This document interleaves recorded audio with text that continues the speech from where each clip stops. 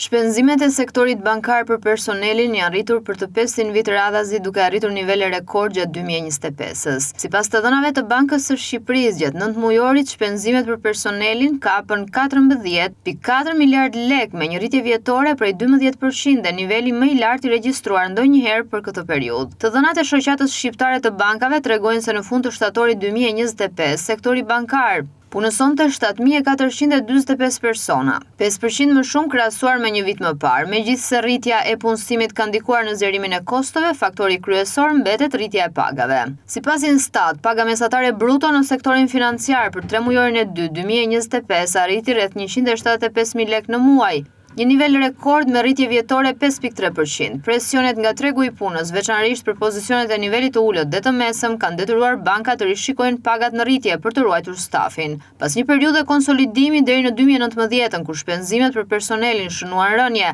vitet pas pandemisë kanë sjellë një rikthim të fortë të këtij zëri shpenzimesh. Rritja e kostos së punës mbështetet pjesërisht nga performanca e mirë financiare e bankave në vitet e fundit, e nxitur nga normat e larta të interesit. Megjithatë, ky efekt po fillon të zbehet.